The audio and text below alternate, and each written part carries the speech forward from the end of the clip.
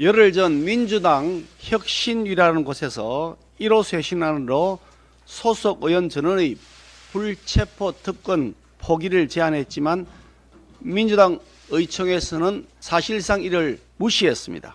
이러쿵저러쿵 매우 복잡한 말로 마치 불체포 특권 포기를 수용하는 듯이 변명했지만 내용을 들여다보면 불체포 특권 포기를 하지 않겠다는 말입니다.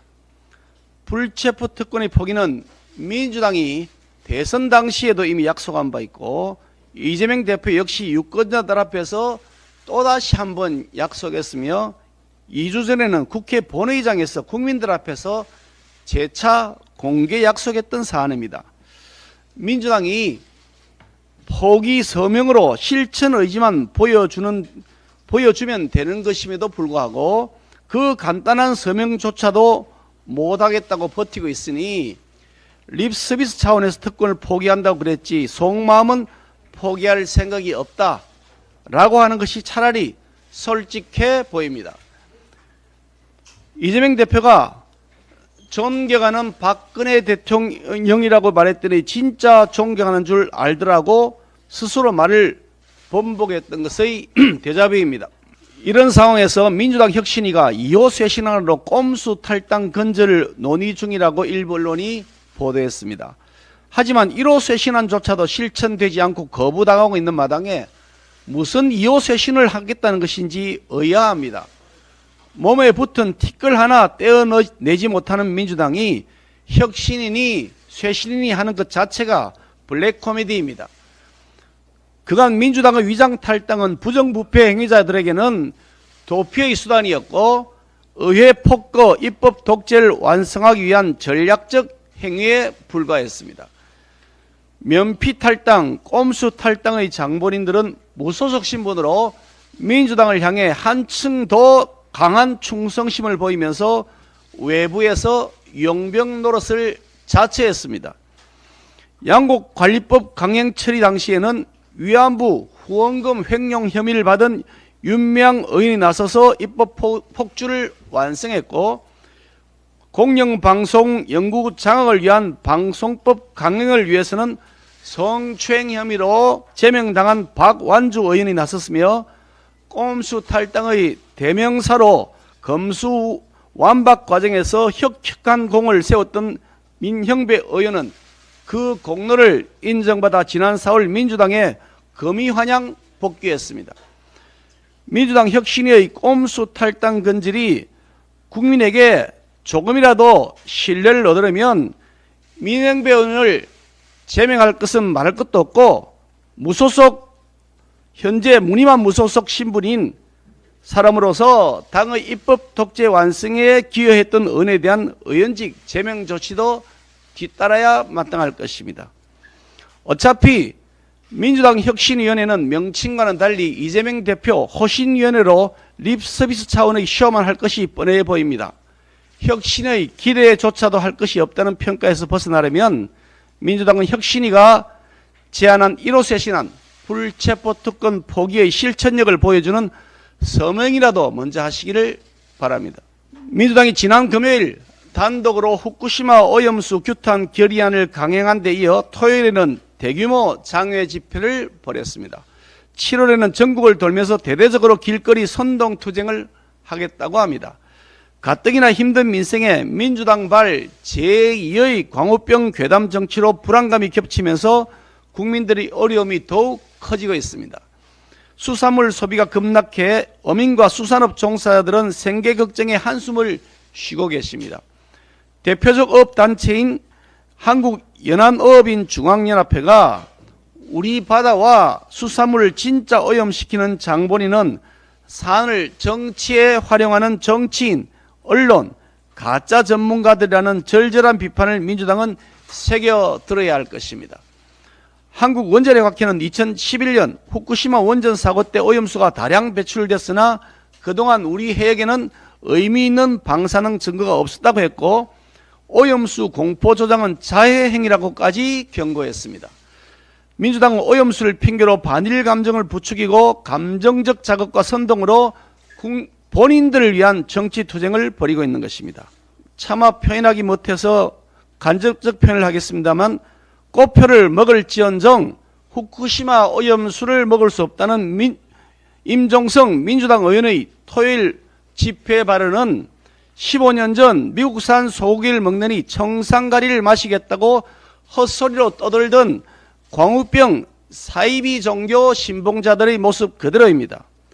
광우병 괴담, 천안함 자폭 괴담, 타드 괴담처럼 달콤한 괴담 마약에 중독된 민주당은 자극적이고 선동적인 언어로 국민을 향해 먹거리 공포의 주술을 외며 국민의 불안과 사회 갈등을 키움으로써 자신의 정치적 이득을 꾀하고 있는 것으로 보입니다.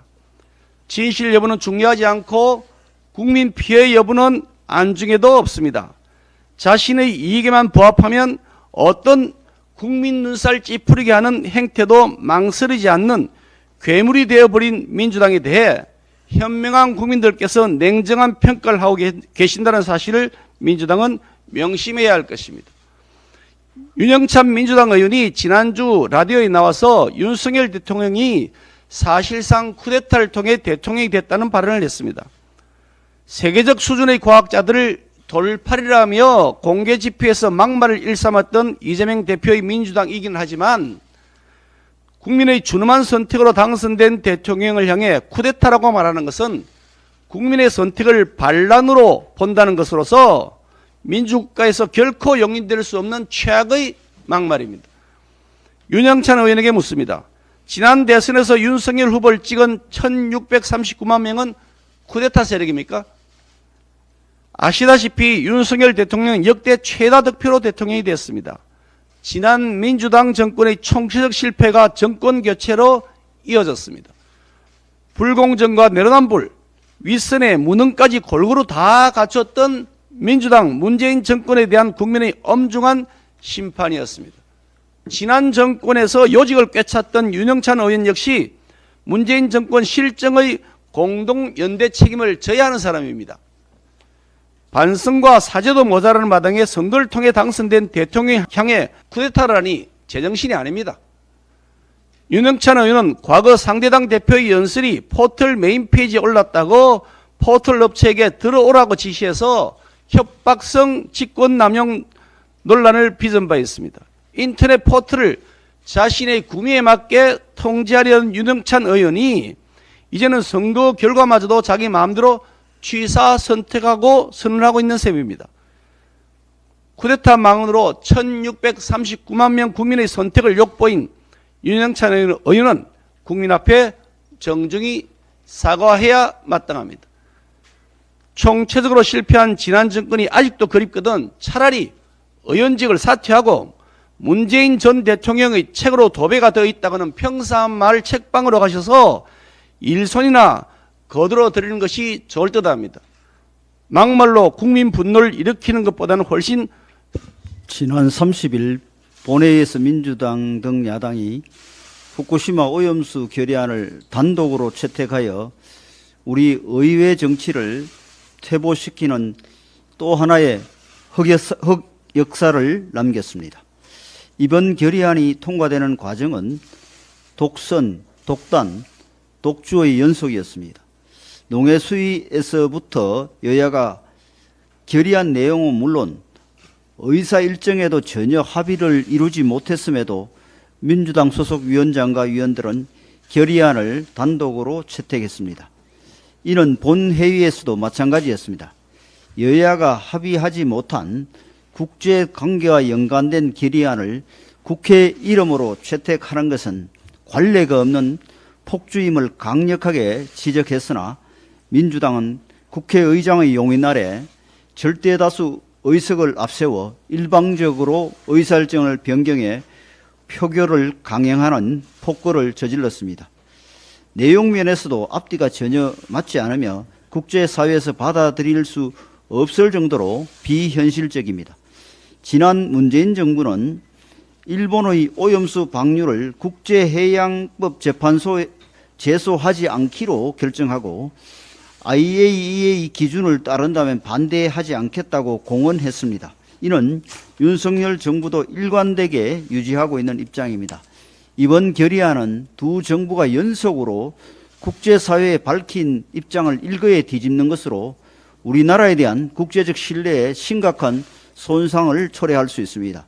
외교 전략의 측면에서도 이번 주 EA 최종 보고서 발표를 앞두고 성급하게 외교적 선택지를 제안하는 결의안을 채택하는 것은 매우 어리석은 일이 아닐 수 없습니다. 또한 국제기구인 IAEA 공신력과 전문성을 무시하고 제3의 전문가 집단을 주장하는 것도 터무니없습니다. 민주당이 말하는 제3의 전문가 집단은 누구를 이르는 말입니까? 광우병 괴담과 사드 괴담을 만들어내고 세월호 고의 침몰설과 천안함 자폭설을 그럴듯하게 주장하던 사이비 전문가들을 말하는 것입니까? 온갖 괴담을 생산 유포해온 민주당은 가장 권위 있는 원전 국제기구인 IAEA가 어떤 결론을 내든 자신들이 원하는 결론이 아니면 무조건 반대할 태세입니다. 대한민국이 세계 10위권의 국력을 가진 중심국임에도 보편적 국제 기준과 규범을 따르지 아니하려 하고 대한민국의 제1야당이 변두리 불량국가의 야당처럼 행동하고 있습니다. 지난 주말에도 민주당은 결의안 채택을 동력으로 삼아 또다시 거리로 나가 정부 비판과 공포 조정에 열을 올렸습니다. 민주당 임모 의원의 귀를 의심케 하는 막말은 광우병 선동 당시 미국산 소를 먹느니 청산가리를 먹겠다는 선동의 판박이었습니다. 그리고 오염수 방류를 한다면서 정권 퇴진을 외치는 저희는 무엇입니까? 국민의 건강과 생명을 지킨다는 것은 모두 핑계에 불과합니다. 민주당은 오염수 구실로 윤석열 정권 퇴진 투쟁, 대선 불복에 나서겠다는 것입니다. 민주당이 장애 집회를 한다고 지나간 자리마다 수산시장 상인들께서 장사가 안 된다고 아우성입니다. 민주당은 반민생, 민폐, 거리 시위를 이제 중단해야 할 때입니다.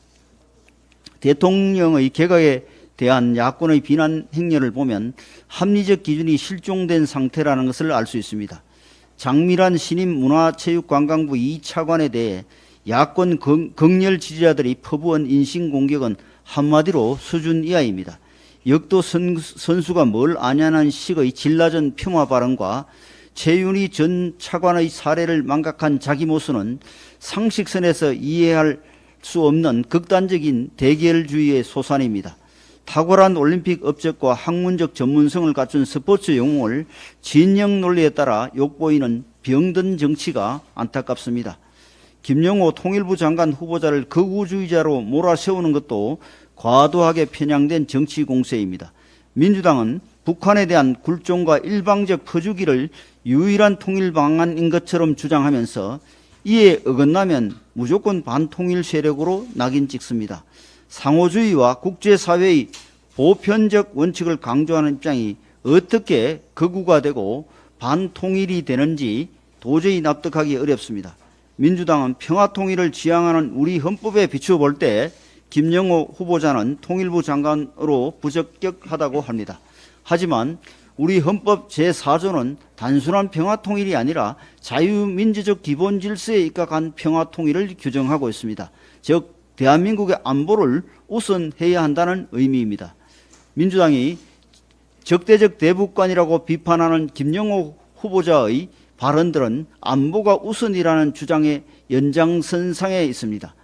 남북 간의 대화를 깨트리고 끊임없이 대결을 격화시켜 온 것은 오히려 북한 정권이었습니다. 하지만 민주당은 북한 정권의 그 같은 행태를 늘 감싸는 데 급급해 왔습니다. 더 이상 북한의 핵 개발과 통미봉남 전략에 농락당하지 않으려면 통일부가 대북 지원만을 지상과제로 삼는 소극적인 역할에서 벗어나 북한의 인권 문제와 내부 변화에 대해서 적극적으로 목소리를 내는 것이 매우 중요합니다. 이런 면에서 김영호 장관 후보자는 통일부를 변화시킬 적임자입니다. 야당에서도 후보자의 일부 지엽적인 발언만 문제 삼지 말고 청문을 통해 전체적인 정책 비전에 초점을 맞춰주시기 바랍니다.